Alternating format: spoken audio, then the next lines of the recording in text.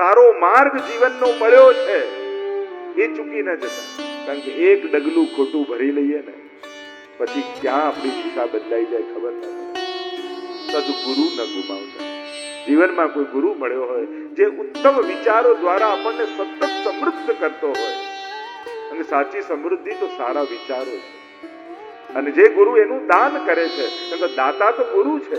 અદેય દાન દક્ષસ્ય મહોદાર ચરિત્રવાન. સર્વોત્તમમાં કહ્યું કોઈ ને આપી શકે એવું દાન ગુરુ આપે છે. કારણ એને આપણને ભગવાન આપે, ભગવાનનો માર્ગ આપે. સન્મતિ ન ગુમાવો. અમુક વસ્તુઓ સાચવી લેવી. સારો સંગ ન ગુમાવો. જો સારો સંગ તમને મળ્યો હોય, તમારા ફ્રેન્ડ સર્કલમાં સારા મિત્રો તમને મળ્યા હોય, એ પણ એક સંપદા છે. સારા લોકોનો સંગ મળવો. કારણ કે ખોટાનો સંગ કરશો ક્યારેક ને ક્યારેક બુદ્ધિ બગાડશો. પેલો આજકાલ મેસેજમાં લખતા હોય કે 5 કંજૂસ જોડે તમે જો 1 મહિનો રહો તો 6ઠ્ઠા કંજૂસ તમે બની જાઓ. 5 ક્રોધી જણા જોડે તમે 1 મહિનો ગાળો તો 6ઠ્ઠા ક્રોધી તમે બની જાઓ. 5 પાપી જોડે 1 મહિના રહો તો 6ઠ્ઠા પાપી તમે બની જાઓ. અને 5 સત્સંગી જોડે 1 મહિનો રહો તો 6ઠ્ઠા સત્સંગી તમે બની જાઓ. સારો સંગ છે ને આપણને ઘાટ આપે. આપણે ક્યાં કર્યું? આ તો સાથે બેસવામાં ક્યાં વાંધો છે? એ સંગ ક્યાંક ને ક્યાંક પ્રભાવ પાડે કોઈ ને કોઈ રૂપે. તો જયારે સમય બચ્યો છે, થયું કે ભગવત ચર્ચા સાંભળીએ. સુતજીને બોલાવ્યા છે, પ્રશ્નો કર્યા. 2 હાથ જોડીને વિનંતી કરી કે અમારું અજ્ઞાન તો ઘોર અંધકારમાં ગ્રસિત છીએ અમે. આપ કોટી સૂર્ય સમપ્રભ. આપનું જ્ઞાન હે સુતજી કરોડો સૂર્ય સમાન. આ કલયુગમાં જીવ આસુરી વૃત્તિ વાળો છે. આપ કૃપા કરી અમને એવું કોઈ સાધન બતાવો જે ભગવાનને મેળવી આપે. અમારા જીવનમાં વિવેકનો ઉદય કરે. બહુ સુંદર પ્રશ્નો કર્યા. સદગુરુ પાસે જઈને શું પૂછવું એ બહુ મહત્વનું છે. આત્માનું કલ્યાણ કેમ સધાય? અમને કોઈ એવું સાધન બતાવો જે પ્રત્યેક સાધનોમાં શ્રેષ્ઠ હોય, શ્રેય કરનારમાં પણ શ્રેય કરનારું હોય. કૃષ્ણની પ્રાપ્તિ કરાવી દે એવું કોઈ સાધન બતાવો. કારણ કે આ કલયુગમાં જીવ ઈ ઘોરે કલૌ પ્રાયો જીવશ્ચા સુરતામ ગતઃ. કહ્યું કે આ કલયુગમાં જીવ આસુરી વૃત્તિ વાળો છે. વૃત્તિઓ આસુરી છે. સંજોગો બગડે તો વાંધો નથી, મન અને બુદ્ધિ બગડે ને તો બહુ મોટું નુકસાન. કોઈ ગાડી બગાડી જાય નુકસાન નથી, કોઈ કપડા બગાડી જાય નુકસાન નથી, કોઈ ઘર બગાડી જાય નુકસાન નથી, પણ કોઈ મન બગાડી જાય ને એ બહુ મોટું નુકસાન. કારણ કે પછી કોઈ દુશ્મનની જરૂર નથી પડતી, પછી આપણે જ આપણા દુશ્મન થઈ જતા હોય. કલયુગે આ 3 વસ્તુ હરી લીધી. બાળકોમાંથી બાળપણ જતું. બાળકોમાં એમ જોવા જાવ તો બાળપણ છે, બાળપણ રમતું દેખાય, પણ કલયુગે એમની નિર્દોષતા લઈ. હવે નાના બાળકો પણ બહુ નિર્દોષ નથી લાગતા. આ મોબાઈલ અને ઇન્ટરનેટે એમને વહેલા મોટા કરી દીધા. અને એ બહુ મોટું ભયસ્થાન છે ક્યાંક એના માટે. જે વસ્તુ 10 વર્ષે જાણી જાય છે એ 20 વર્ષે જાણવી જોઈએ. અને આ રીતે ઉતાવળે ભાગતી દુનિયા ક્યાંક દુનિયા માટે ખતરાની ઘંટી તો નથી. દરેક વસ્તુને જાણવાનો એક સમય છે, એક સંજોગ છે, એક ઉંમર છે. અને જ્યારે એનાથી પહેલા જાણીને તમે એનું બાળપણ હરી રહ્યા છો. તો બાળકો પાસે બાળપણ છે પણ નિર્દોષતા નથી. યુવાન પાસે શક્તિ છે પણ સમજણ નથી. આ કલયુગે સમજણ લઈ લીધી, શક્તિ ખૂબ આપી છે. પહેલા કરતા એટલા સાધનો મળ્યા છે કે અનેક ગણું વધારે કામ ઉતાવળે કરી શકે છે. પણ સમજણ વગરની ઉડાન એ આંખ વગરની પાંખ જેવું છે. કારણ કે એ જ શક્તિ એના સર્વનાશનું ક્યાંક કારણ ન બની જાય. એની સાવધાની ધર્મ જગતને. ધર્મ જગત સમાજની ચિંતા કરે છે. આપણે આ હવેલીના નિર્માણ કર્યા, એ કર્યા. ઘણા છે કે હમણાં શું જરૂર? હું એમને એ જ કહું, 25 વર્ષ પછી કેવો સમય આવશે એની તૈયારી જો આજથી નહીં કરો તો એ સમય બહુ મોડા પડશે. આ સ્કૂલો શેના માટે બંધાઈએ છે?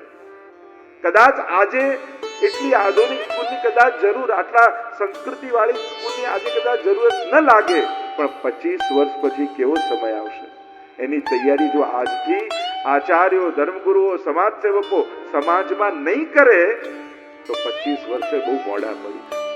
અને એવું ગયા 20 વર્ષે આપણને એવું લાગ્યું કે જ્યારે દુનિયા પરિવર્તિત થઈ રહી હતી અને એ પેઢીને જે પ્રશિક્ષણ, શિક્ષણ, સંસ્કાર આપવાની જરૂર હતી એમાં ક્યાંક આપણો સમાજ મોડો પડ્યો હોય એવું દેખાય.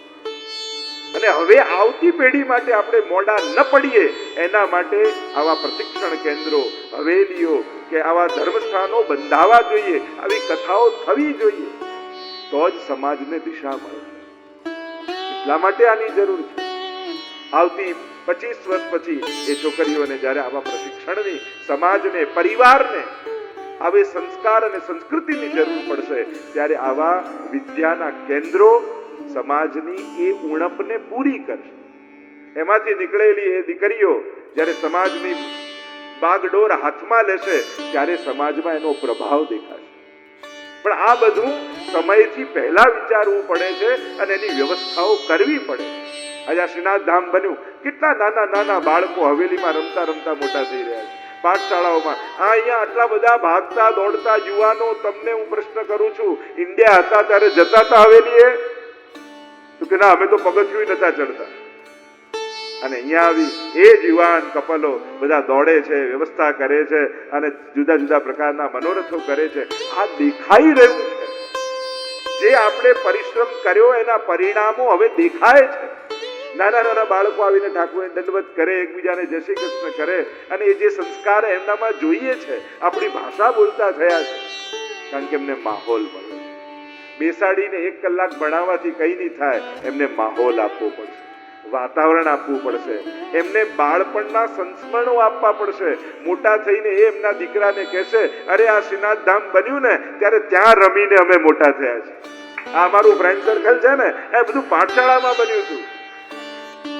એ મોટા થઈને વાતો કરશે.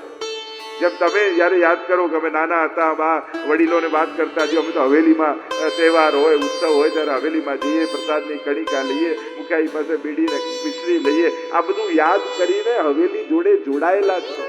એ નાનકડી મિશ્રીએ તમને શ્રીનાથજી સાથે આજે પણ જોડી રાખેલા, કારણ કે તમારું સંસ્મરણ છે. આ સ્થાનો આવતી પેઢી માટેના સંસ્મરણોના સ્થાન. અને નાનું બાળક જ્યારે હવેલીના નિર્માણમાં તમે જોડાયેલા હશો, તકતીમાં ક્યાંક તમારું નામ હશે ને, તો છોકરાને એમ થશે, પપ્પા આમાં જોડાયેલા હતા, એમનું નામ છે, લાવ આજે એમનો જન્મ દિવસ છે તો હવેલીએ પગે લાગીએ. આ નામ પણ કેવલ યશ કીર્તિ માટે નથી હોતા, આવતી પેઢીને પ્રેરણા આપવા માટે હોય. દરેક વખત એવું નહીં વિચારવું કે નામ કોઈ યશ કીર્તિ માટે. યશ કીર્તિ માટે નથી, સમાજને પ્રેરણા કોનાથી મળશે? અને જ્યારે આવા શિક્ષણના કેન્દ્રોમાં, ધર્મના કેન્દ્રોમાં, સમાજના કેન્દ્રોમાં કોઈ મોટું નામ લખાયેલું દેખે તો આવતી પેઢીને પ્રેરણા થાય, આમણે કર્યું તો આપણે પણ કરવું જોઈએ. અને સમાજ માટે આપણે નહીં કરીએ તો કોણ કરે? આ તો બાળપણ બાળકો પાસેથી ગયું, નિર્દોષતા લઈ લીધી કલયુગે. યુવાન પાસે શક્તિ છે, સમજણ લઈ લીધી. વડીલો પાસે અનુભવ છે, પણ અનાશક્તિ લઈ લીધી. અનુભવ ખૂબ મળ્યો છે, પણ આસક્તિ ઓછી થતી નથી. અને એટલા માટે ઘડપણ કદાચ વધારે દુઃખદાયક છે.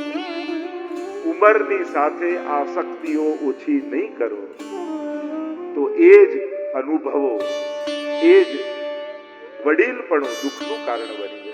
એટલે ધીરે ધીરે ધીરે અનાસક્તિ. લો, અમારો જન્મ દિવસ હતો, દીકરાનો ફોને ના આવ્યો, ભૂલી ગયો છે. જેટલી ઉંમર વધે ને એટલી ક્ષમા આપવાની અવસ્થા, આપણી ક્ષમતા પણ વધી જવી જોઈએ. વધતી ઉંમરની સાથે માફી આપવાની માત્રા વધારી દો. કોઈની ભૂલ થઈ, કોઈ કંઈક ભૂલી ગયું, ઓકે, આશીર્વાદ થાય, આવો, ભૂલતા શીખો, ક્ષમા આપતા શીખો. પણ આસક્ત થયેલા રહેશો તો દુઃખ સિવાય બીજું કાંઈ નહીં. બધે દરેકનું પોતપોતાનું જીવન છે, આગળ વધે છે. આવે તો સારી વસ્તુ છે, ના આવ્યા તો બેઠા બેઠા યાદ કરીને સામેથી આશીર્વાદ આપી. તમારે સંબંધો જાળવવાના છે, તમારી જોડે કોઈ રાખવાના નથી. તમારે તાંતણા જોડી રાખવાના છે. એટલે પહેલું સ્ટેપ અથવા પહેલો ફોન તમારે કરવો પડે. એમાં કાંઈ કોઈ નાનું થઈ જવાનું, કારણ કે એને તો સમજણ નથી, આપણને તો છે. એને ખ્યાલ નથી કે મારે આશીર્વાદ લેવા જોઈએ, એને ખ્યાલ નથી, પણ આપણે આશીર્વાદ આપવા જોઈએ આપણને તો ખબર છે. અને એટલા માટે આ કલિયુગ જ્યારે ઈ ગોલે કલૌ પ્લાયો જીવશ્ચા સુરતાંત, આ કલિયુગે જ્યારે આ ક્લેશથી આક્રાંત કરી દીધો, તો ગુરુદેવ કોઈ એવું સાધન બતાવો જે અમને કૃષ્ણ રૂપ આનંદને મેળવી. કૃષ્ણને મળવું એટલે શું? એવા પરમ આનંદને પામી લેવું કે જે પામ્યા પછી સંસારમાં લેશ માત્ર પણ દુઃખનો સ્પર્શ ન થાય. ત્યારે સુતજી આ પ્રશ્નો જાણીને કહ્યું, સૌનકજી તમારા પ્રશ્નો અનેક છે. કાલ રૂપી વ્યાલ, વ્યાલ એટલે સર્પ, આ કલિયુગ રૂપી સર્પ જ્યારે ગ્રાસ કરી રહ્યો છે બધાને, એ આપણને ગળી રહ્યો છે, આપણને ખબર નથી, પણ કાળનો ગ્રાસ તો બધા જ થાય. જોને કેટલા આયુષ્યના પડાવો પાર કરી ગયા. અને એવા સમયે આ કાળના મુક્તિ બચાવવા માટે શુકદેવજી આ ભાગવત શાસ્ત્ર કહ્યું છે. આ ભાગવત કાળ ઉપર વિજય આપે છે આપણને. કારણ કે કાળથી કોઈ બચી શકતું નથી. કાળ, કર્મ અને સ્વભાવ આ ત્રણ બંધન દરેકને લાગેલા છે. બીજા કોઈ દેખાતા બંધનો હોય કે ન હોય, પણ પ્રત્યેક જન્મ લેનાર જીવને ત્રણ બંધન છે: કાળનું, કર્મનું અને સ્વભાવ. કાળનું બંધન દરેકને. તમે ગમે કેટલા સામર્થ્યવાન થઈ જાઓ, કાળને રોકી શકતા નથી. તમે 5 ના હતા, 25 ના થયા, 50 ના થયા, 60 ના, કાળ તો જઈ જ રહ્યો. કર્મનું બંધન દરેકને છે, કર્મના ફળ ભોગવવા જ પડે છે. અને ત્રીજું સ્વભાવનું બંધન છે. માણસ બધાથી ભાગી શકે છે, પોતાની પ્રકૃતિ તો ક્યાંક સામે આવીને ઊભી જ રહી છે. સ્વભાવથી છૂટવું બહુ અઘરું છે. આ ત્રણ બંધન દરેકને છે. તો એનાથી બચવા માટે આ સુખદેવજીએ સુખશાસ્ત્ર શ્રીમદ ભાગવત કહ્યું. આ ત્રણેયથી મુક્તિ આપે છે ભાગવત. આગળ ચર્ચા નીકળીશું ત્યારે કરીશું. અને કહું, અરે આ ભાગવત કથા તો દેવતાઓને પણ દુર્લભ છે. કારણ કે જયારે સુખદેવજી પરીક્ષિત મહારાજને કથા કહેવા લાગ્યા, એટલામાં આકાશમાંથી અનેક વિમાનો ઉતરે અને જુએ તો સુવર્ણ રત્ન જટિત વિમાનો અને સ્વર્ગમાંથી આવ્યા. અને દેવતાઓ સુંદર મુગટ અને શૃંગાર ધારણ કરીને આવ્યા છે. ઇન્દ્ર દેવતાઓના રાજા સુવર્ણનો કળશ લઈને ઉતર્યા. પૂછું, કોણ છો? તો કહું, દેવરાજ ઇન્દ્ર. અહીંયા કથામાં તમારું શું કામ? અરે સુખદેવજી, એક તમારી જોડે વ્યાપાર કરવો છે. કયો વ્યાપાર? આ પરીક્ષિત મહારાજને મૃત્યુનો ડર છે ને. અમારી પાસે સ્વર્ગમાં એવું અમૃત છે, જો આ પી લે, એક ઘૂંટડો, એક બૂંદ, અમરત્વને પ્રાપ્ત થઈ. પરીક્ષિત, સુખદેવજીએ કહ્યું, પરીક્ષિત તારે પીવું છે? મૃત્યુનો ડર છે તને? પી લે, અમર બની જઈશ. પરીક્ષિત મહારાજે સામે પ્રશ્ન કર્યો, અમર બનીશ, અભય બનીશ? મરી મરીને દરેક ક્ષણે મરવાના ડર સાથે લાંબુ જીવવું, એના કરતા અભય બની ફૂલની જેમ ક્ષણમાર માટે ખીલી જવું સારું. વર્ષોથી પડેલો પથ્થર હોય, રસ્તામાં આવતો હોય, એને જોઈને આપણને આનંદ ન થાય, પણ એક દિવસ માટે ખીલેલું ફૂલ હોય ને, એને જોઈને બધાને પ્રસન્નતા થાય. કહ્યું, ગુરુદેવ, આ દેવતાઓએ પણ અમૃત પીધું છે, પણ સ્વર્ગમાં રહેતા રહેતા પણ કેટલા ભયભીત છે કે કોઈક અમારું સ્વર્ગ લઈ ન લે. હંમેશા ડરેલા હોય છે અસુરોથી કે જો ચડાઈ કરશે તો સ્વર્ગ ગયું. આમ જવાની જેની બીક હોય એને મેળવીને કરવું શું? મારે તો ભગવાનની ભક્તિનો ઘૂંટડો પી લેવો છે, એટલે મૃત્યુનો ભય જ મરી જાય. આ ડર છે તો પ્રતિપલ મૃત્યુ છે, પણ જેને કથામૃત પીધું છે